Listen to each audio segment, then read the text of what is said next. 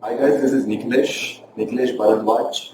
This is a video series on National Education Policy 2020. The whole video series is divided into 5 parts. This is the second video in the 5-part series. This video talks about the school education. School education typically means from class 0 to class 12, right? So we're going to look at what the policy says.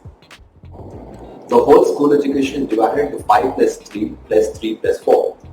5 years is called the foundational school or the foundational phase, which includes 3 years of preschool, grade 1 and 2. So this is 5 years.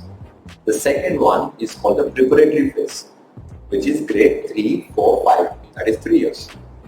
The third stage is called the middle school, that is grade 6, 7, 8. The last stage of the school is called the high school, that is grade 9, 10, 11, 12. But grade 9 to 12 will be in 2 phases, that is 9 and 10 in the first and 11 and 12 in the second stages respectively. So students will be able to exit at grade 10 and re-enter at grade 11 after break if they require. Student who is taking mathematics, physics might also have an option to take economics going further. So there will not be a clear distinction between science, humanities and commerce. All 4 stages may also consider moving towards a semester system. Now that will be a very good move considering that the burden on the student is going to come down.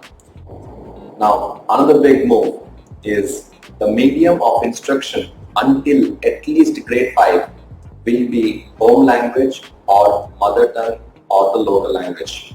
So ideally Gujarat might have Gujarati, Telangana might have Telugu, Tamil Nadu might have Tamil, right? Every student in the country will participate in a fun project or activity on something called the Languages of India, sometime between grade 6 and 8. So this project will be mandatory for all. This will not be marked, but the Languages of India as a project or an activity will be there for all the boards, that it is CBSE, ICSE or the state boards, in which students will be asked to make a project on understanding different languages in India. In addition to Sanskrit, the teaching of all other classical languages and literature of India, including Tamil, Telugu, Kannada, Malayalam, Odia, Pali, Persian, Prakrit, will also be widely available in schools as options, in brackets, possibly as online modules, because it might be difficult to find all these teachers across the country. So the government is looking at providing these languages through online modules. The basic training in health, including preventive health, mental health, nutrition, personal and public hygiene, and first aid will also be included in the curriculum. I think this is a beautiful move that students should know the basic stuff. NCF 2020, which is National Curriculum Framework. National Curriculum Framework was previously revised thoroughly in 2005. Now, this policy said that National Curriculum Framework 2020 will be released sometime at the end of this year. The NCRT will be designing the curriculum based on NCF 2020. And the implementation of that curriculum can be expected in the academic year 2022 to 23. We are in 2020. The implementation and clear changes will be visible from the year 2022 to 23. Meanwhile, the government will get ready with the bodies and the councils and all the frameworks and the curriculum, all the groundwork will start right now. Access to downloadable PDF of textbooks should be made available by all the boards. The authoring cost of a textbook should not be put on the student. The textbook cost should include only the printing and logistics. The authoring cost can be funded or can be sponsored. By 2025, at least 50% of learners through the school and higher education system shall have exposure to vocational education. In India, vocational education has always been considered something inferior. The policy has identified that and says the vocational courses can be taken by students from as early as class 6. Now, the big side heading I can say in the national education policy is transforming assessments.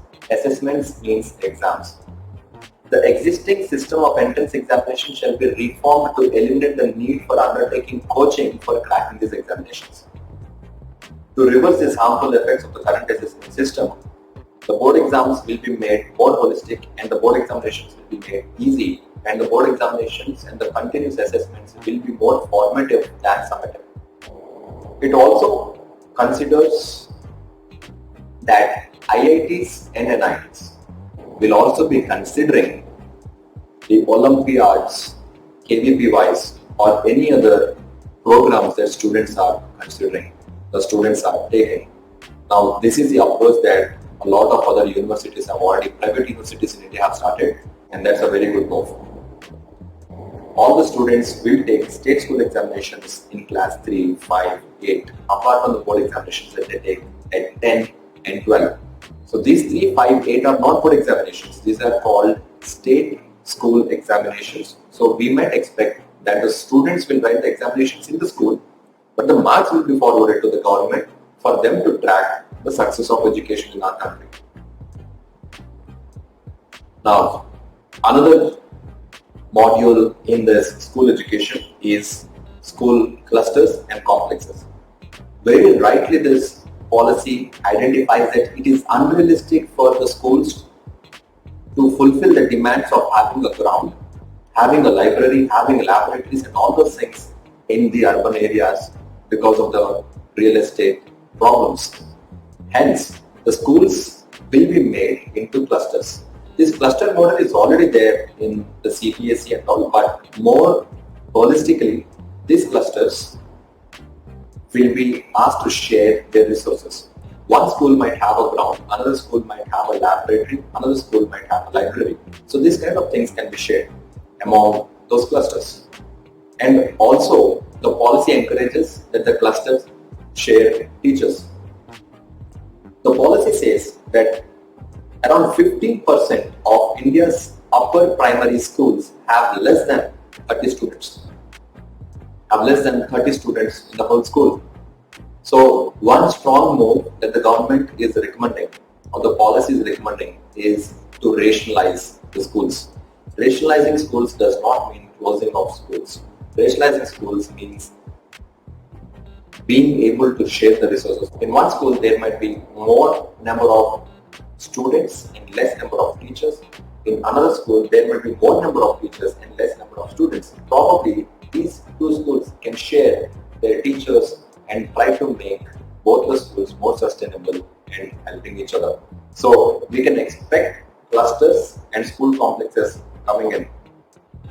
So this is it about the school education. In the next video, we will be talking about teachers also, and we'll also be talking about higher education and adult education. Thank you very much.